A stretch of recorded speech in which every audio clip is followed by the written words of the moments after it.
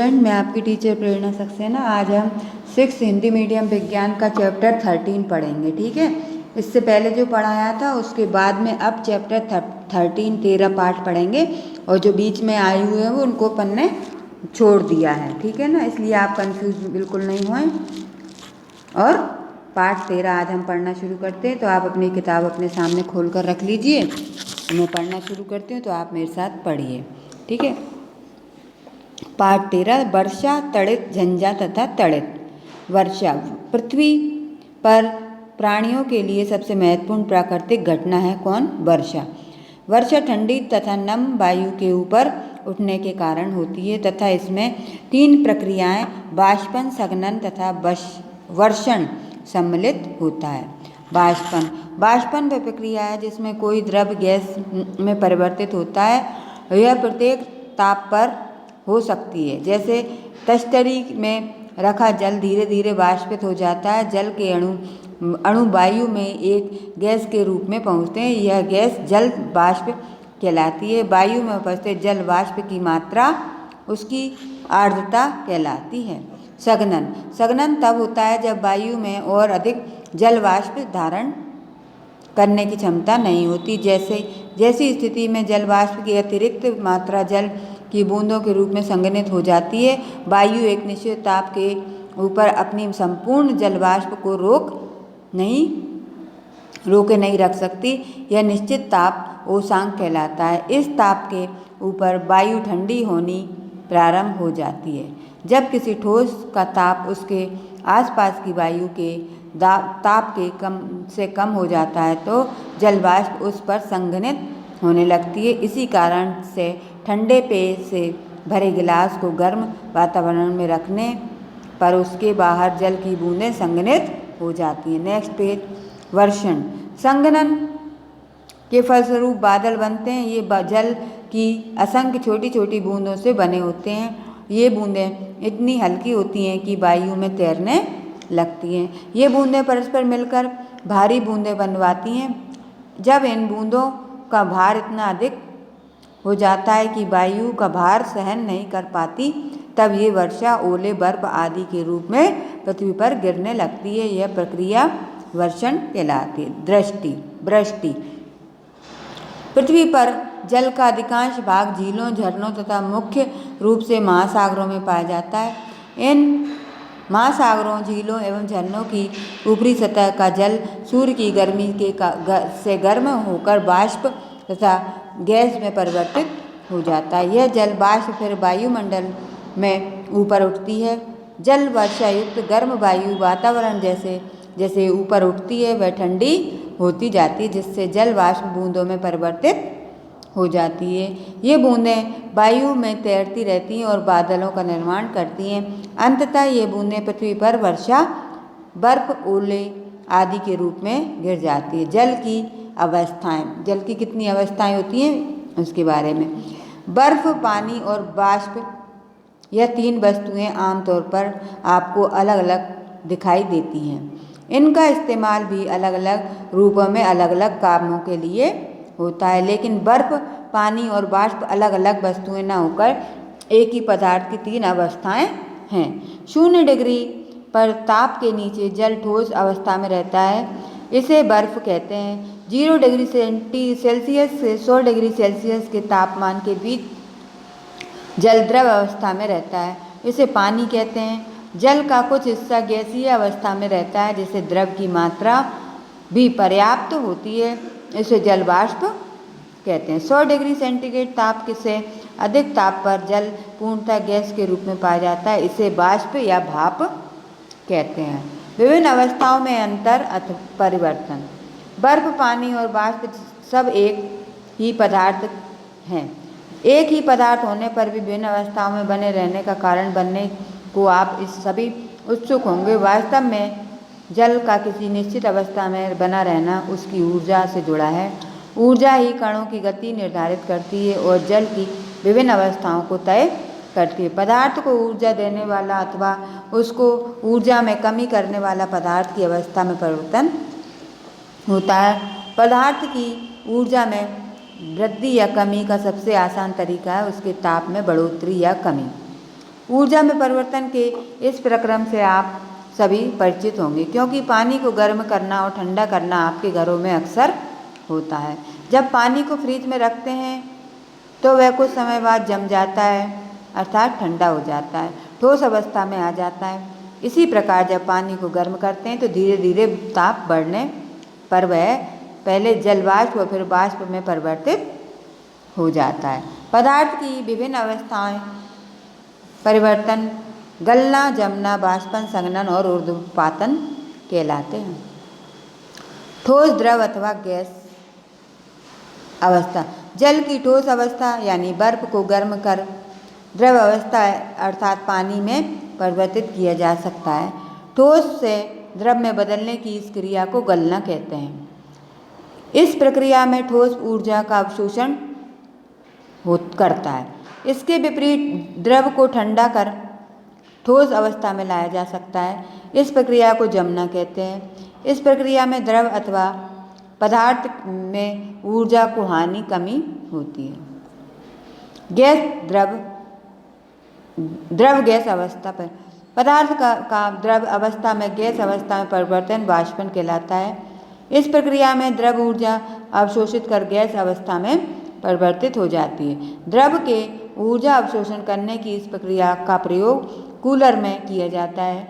Cooler की 3 दीवारों पर लगी मैट को गीला रखता है। कौन पानी अपने घरों में होता है ना, देखते हैं अपन कूलर में जब पानी डालते हैं तो वो तीनों तरफ की दीवारों को मतलब टटियों को गीला रखता है ताकि अपन को बाहर ठंडी हवा मिल सके। बाहर की गर्म हवा इससे टकराकर अपनी ऊर्जा इस नमी को दे देती है और हमें ठंडी हवा प्राप्त हो जाती है जो पंखे द्वारा कमरे में फैल जाती है। गैसों में भी अवस्था परिवर्तन होता है। यदि गैसों का ताप एक निश्चित दाब पर कम किया जाए तो वे द्रव में बदल जाती हैं। इसे संघनन कहते हैं। ठोस गैस अवस्था परिवर्तन। गैस अधिक ठंडे प्रदेश में अक्सर शीतकाल में बर्फ गिरती है। इस समय अध्ययन घटना की आप लोग अक्सर देखते होंगे। पानी के बर्फ में जमने के बिंदु से भी कम ताप होने पर भी बर्फ साथ साथ लुप्त होती दिखाई देती है। इस तरह ठोस बर्फ का गायब हो जाना ऊर्ध्वपातन कहलाता है। ठीक है, अब आते हैं जल चक्र। यह पुरानी कहावत है कि समुद्र से गिरने वाली प्रत्येक बूंद वापस समुद्र में पहुंचकर पहले कम से कम 5 बार कहीं न कहीं बरसती है। यद्यपि यह पूरी तरह से वैज्ञानिक कथन नहीं है, किंतु इसका वैज्ञानिक आधार अवश्य। प्रतिदिन सूर्य निकलता है और उसकी गर्मी पृथ्वी पर जल को गैस में परिवर्तित करती है। यह प्रक्रिया वाष्पन कहलाती है। समुद्र से काफ़ी मात्रा में जल का वाष्पन होता है। पृथ्वी पर पाए जाने वाले शुद्ध स्रोतों से भी वाष्पन होता है। जल का वाष्पन होने पर यह अदृश्य गैस के रूप में ऊपर उठकर वायुमंडल में पहुंच जाता है। इस समय यह जल वाष्प के रूप में होता है। वायु में हर समय जल वाष्प की बूंद कुछ न कुछ मात्रा अवश्य मौजूद रहती है। यह स्थिति एक मरुस्थल भूमि के वातावरण में भी होती है। वायु में एक निश्चित मात्रा की जल वाष्प हो सकती है। गर्म वायु में ठंडी वायु को अपेक्षा अधिक मात्रा में जल वाष्प रह सकती है। जल वाष्प युक्त गर्म वायु ऊपर उठने लगती है और इस प्रक्रिया में ऊर्जा हानि के चलते वह ठंडी होने लगती है। ठंडी वायु से में अधिक समय तक जल वाष्प नहीं रह सकती, अतः जल वाष्प धीरे धीरे फिर द्रव में परिवर्तित होने लगती है। इस प्रक्रिया को संघनन कहते हैं। तड़ित झंझा। तड़ित झंझा कपासी वर्षा बादल नामक विशाल बादलों में विकसित होता है। इन विशाल बादलों का निर्माण तब होता है जब पृथ्वी के गर्म भागों से गर्म वायु तेजी से ऊपर उठती है तथा ठंडी वायु गर्म वायु के चारों ओर से तेजी से नीचे आती है। नेक्स्ट पेज पे आइए।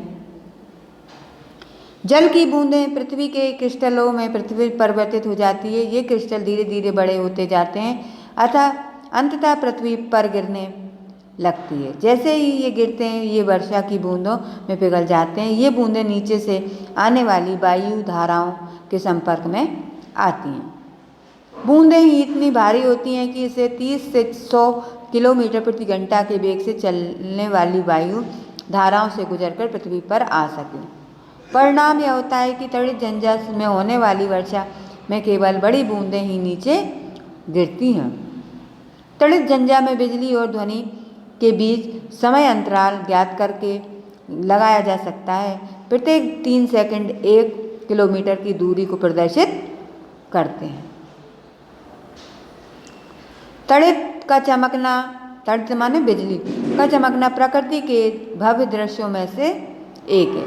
तड़ित विद्युत की एक विशाल चिंगारी होती है जिसमें धारा का प्रवाह बादल तथा पानी के मध्य, बादलों के मध्य अथवा बादल के अंदर होता है।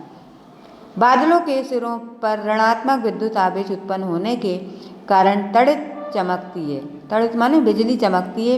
इसका तात्पर्य यह होता है कि यह उपस्थित अणुओं में पृथ्वी की तुलना में अधिक इलेक्ट्रॉन होते हैं। यह आवेश धीरे धीरे बढ़ता जाता है। एक सीमा के पश्चात यह आवेश इतना अधिक हो जाता है कि वायु विद्युत के गमन को नहीं रोक पाती है।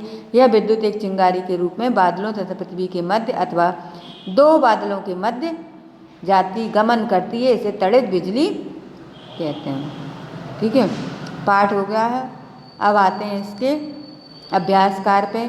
तो जो कराए हैं, अब जो कराए जाना है वही लिखेंगे, बाकी को अपन छोड़ देंगे या क्रॉस कर देंगे। अभ्यास में सही विकल्प चुनिए। तो पहला है पदार्थ का द्रव अवस्था से गैस अवस्था में परिवर्तन क्या कहलाता है? द्रव गैस।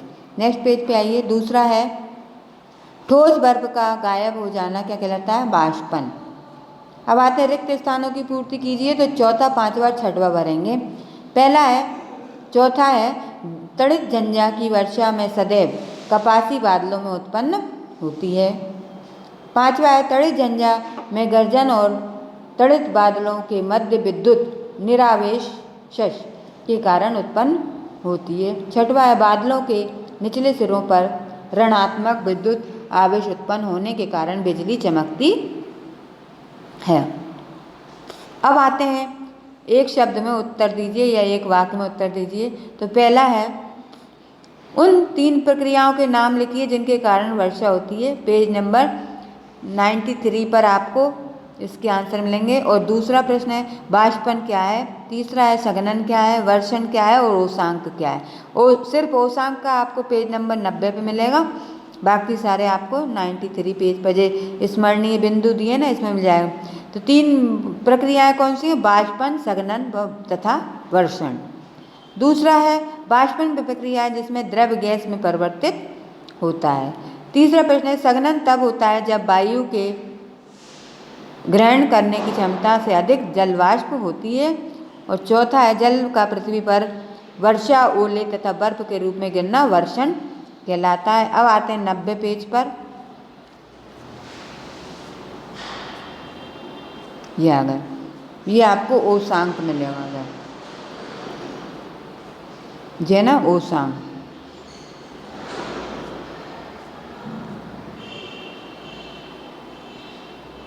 ठीक है। अगला क्वेश्चन है आपका विस्तार, लघु उत्तरीय, संक्षेप में लिखना है। तो जल चक्र क्या है समझाइए। 92 पेज पर आप देख लीजिएगा। वर्षा कैसे होती है ये 90 पेज पर लिखा हुआ है।